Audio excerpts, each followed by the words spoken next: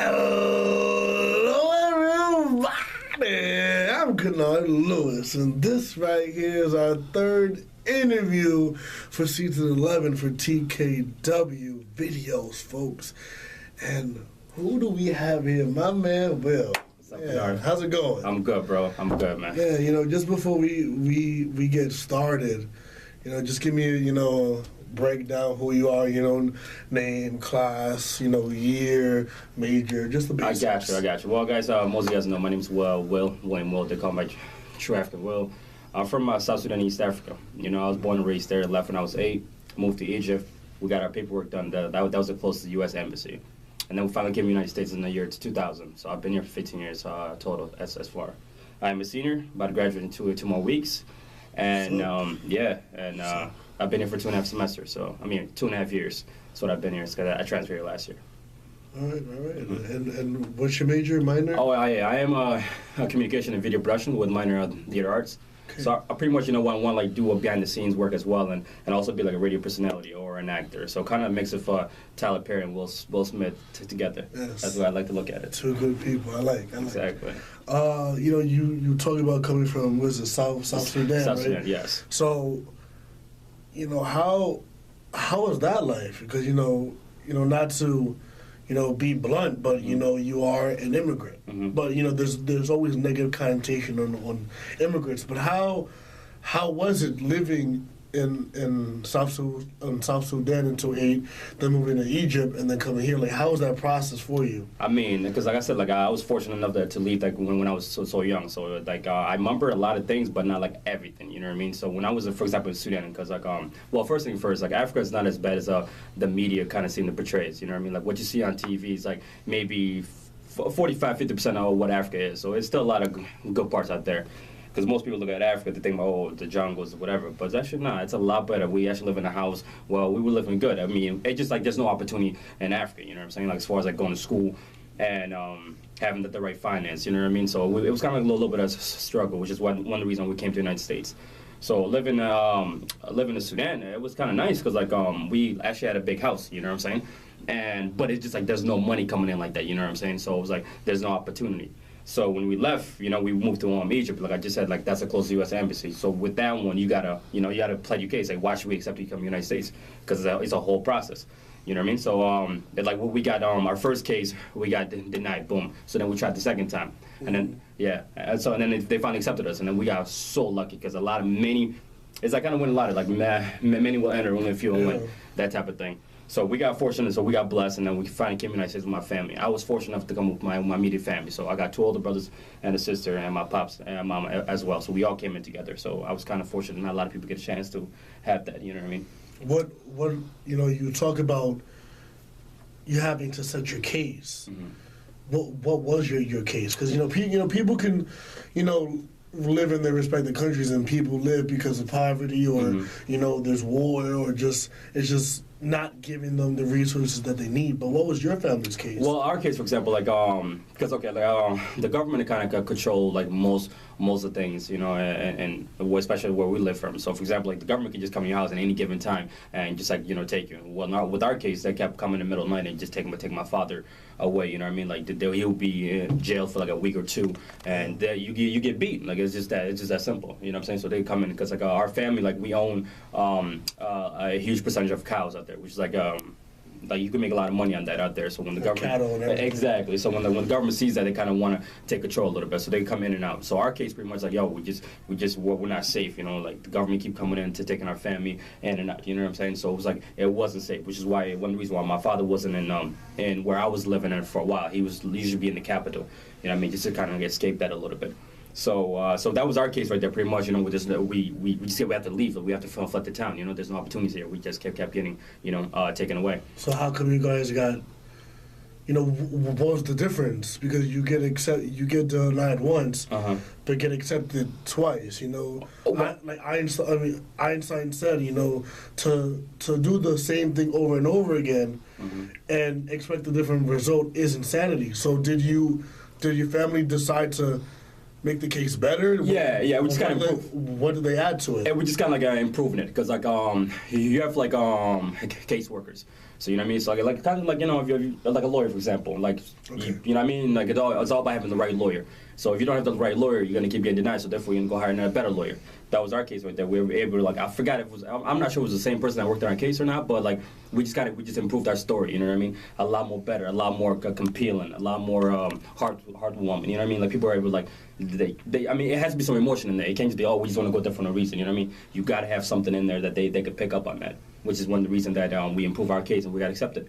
And then when we did get accepted, they usually pick like a state for you to go in. Arizona was our destination, obviously, because Africa's a lot more warmer. Arizona, same thing. It works pretty well. But we ended up choosing Utica, New York, because we had a family out there. Because we didn't know any English, like I said. So why go to a place where you have no family? Exactly. When you go to a place where you actually have family. So how was that transition though? Because you're talking about being in Africa. Man. You're just being strictly African. You were born in Sudan. You went to Egypt. You spent a good chunk of your life there, and to be, an African with the accent, out of place in America, which has already had negative connotations about, because, your people, our people were taken from our country, brought here as slaves. How was that transitioning? Man, it was weird because like I said, I came when I was 10. So when I came in the United States, it was just like peaceful. I'm not saying Africa's not peaceful, but like in our case, it wasn't like that peaceful. You know what I mean? So when you come here, it's like wow, it just is kind of quiet. You know what I mean? We came in here, we got off the plane. You know what I mean? Like because when you come through immigration, they give you food stamps, to get your feet started. You know what I mean? They pay for your flight and everything, but then once you start getting a job, then that's when you slowly they stop. Exactly. You start paying that back. So we got back the first day. I'm like, wow, it's amazing. We went to the store. We got a lot of food. It was just like a different. I'm watching cartoons. You know what I mean? Like peaceful and everything. So it was a different, good transition. So for example, like when I first started 5th grade, I walked in and you know how it is 5th grade, like your name's on the desk, whatever. Right? So I walked in and I see my name. Like it was crazy, and I didn't know any English. So I came in there. I was quiet. I was like the most dark-skinned person in that room. Yeah. So that was a huge transition. You know what I'm saying?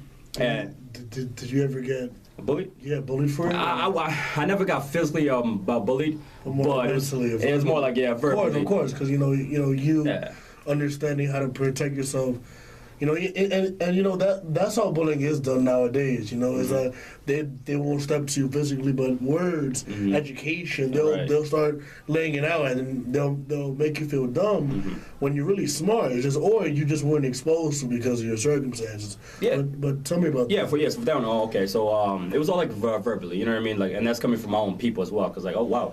He's a little more darker than us, so he's different. You know what I mean? Yeah. So it was never from like any. I got really, really well with like Caucasians, Europeans, because it was like diverse everybody. But like for my own people personally, I got teased because I was the most dark-skinned person in that room, and I didn't have the right clothing. You know what I mean? So that's what that whole transition was all about. It's like I wasn't accepted in the beginning. I wasn't comfortable with my own skin.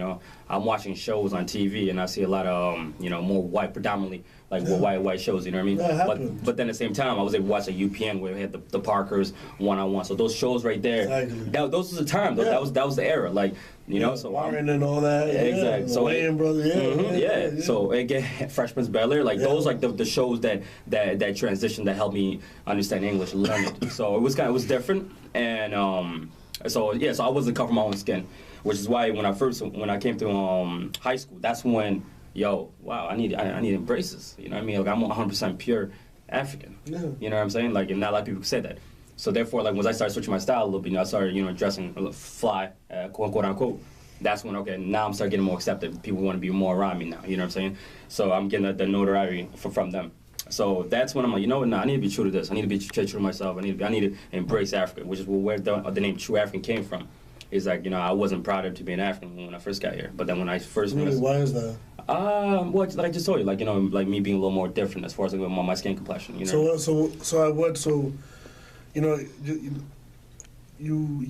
about transitioning. I transition. But at the same time, what you talk about high school being that switch. Mm-hmm.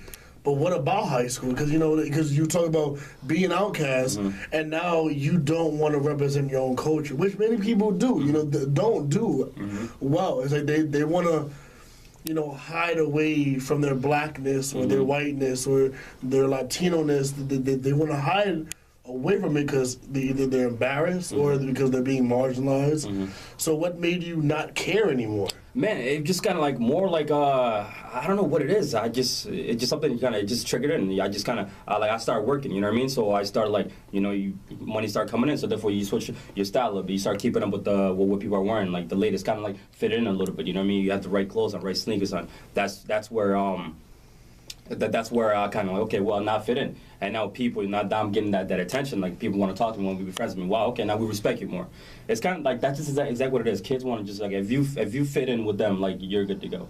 Now, those kids are, and I never got bullied from then on. It was just like, cool, hey, boom, boom. It's not like I was hanging out with those guys every day, but it's more like now, like, okay, I've been accepted. You know what I mean? Where I'm just true. You know what I mean? You gotta be true to yourself. Everybody's true. I mean, everybody's true. True African will. Yeah, true African will. There's many true Africans out there. There's many true Spanish, Puerto Rican, Dominican, whatever. It's true doesn't mean I'm the truest. It just means like I embrace it. This is what I'm. Exactly. I'm carrying that African name and put it together. Were there, besides being from Africa, transitioning into America, getting bullied a little bit, making the conscious decision of accepting your Africanness, were there any moments in your life that really also helped mold you? Because you talk about being African, transitioning, your culture. These are the different entities that made you. These are the struggles that you went through. What other happened? It's kind of tough. It's a tough question right there because like a lot of things help mold me. You know what I mean? Like just starting working young at 16 years old. You know what I mean? Well, 15 and a half. Making a little bit of money where I could pay a bill or two, getting a little more responsible. You know what I'm saying? Like switching my style a little bit. Just not because I had to, but just because you know what I mean? You want to look good. You want your dress right. Like just those little things that kind of maturing. Those kind of what helped me develop. You know what I mean? So it's kind of broad question. It's kind of or like to get even more specific about what you were surrounded by. I guess because depending on what neighborhood people grow up in, sometimes they grow up around violence, or they live in a single parent home, or they're just surrounded by people that just don't show them the right way because they don't have role models. Right, of course. So do you feel like you had everything in place? I definitely had a lot of things in place because I never really got in trouble at all. Like in school, you know what I mean? Like I wasn't like the best A student or B student or whatever, but I never really got in trouble. So, and I had both parents in the house for at least for some time before they separated. So it was just, I don't know, it's kind of tough, man. I wouldn't say I had an easy life, but it was just like, it was just smooth. Like things was going accordingly, you know what I mean? I go to school and I come back home, like, you know what I mean? It was just like that type of thing. Hopefully I'm answering your question right, but it's a tough one, yeah. And I guess leave the audience, thinking, what would you advise them, or just your own people that transition into America? What's the kind of advice that you would give them? Man, this is not even going to any African. This is going for any immigrant at all, like Asian, Spanish, whatever. You come to the United States, like kind of like don't try to fit in. Like just just do you. You know what I mean? Like we're all gifted. Like we all have purpose here. You know what I'm saying? Like not a lot of people get that chance to come to the United States and make something out of themselves. So when you come out here, like, don't lose it. I know a lot of people who have came in same time as me, and they are nowhere where they should be right now. You know what I'm saying? Just because, they got sidetracked with being in the wrong environment, et cetera, et cetera. So, like, stay true to yourself, man, and, like, just know that there's a purpose. There's a reason why you're here. Because, like, there's many kids back home right now that are dying, starving. Yeah. You know what I'm saying? But then you got chosen to be here. So did you have a purpose? Did you ever want to go back? Of course, man. Just like...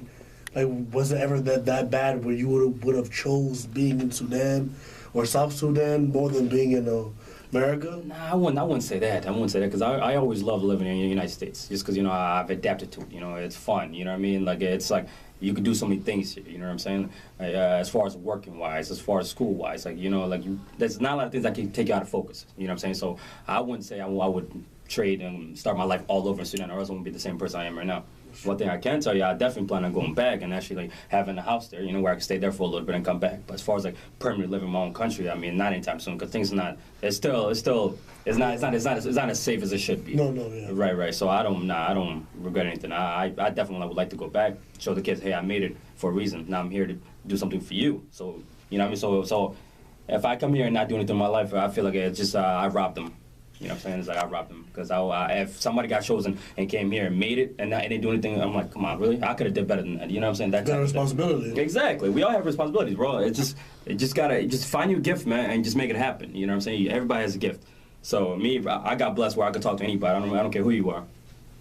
The same way I talk to you one-on-one, the same thing I'm talking to you when I'm like 4 or 5 people. You know what I'm saying? Like I never switch characters. I'm always the same person at all given time. I show everybody love. So that's like one of my biggest gifts per se. Well, thank you. Thanks for having you on the show. Anytime. I'm happy you brought me here for your birthday. I'm glad that I'm here to be with your birthday, celebrating for the show. So yes. yeah. Thank you, and I'll see you next week. Cool.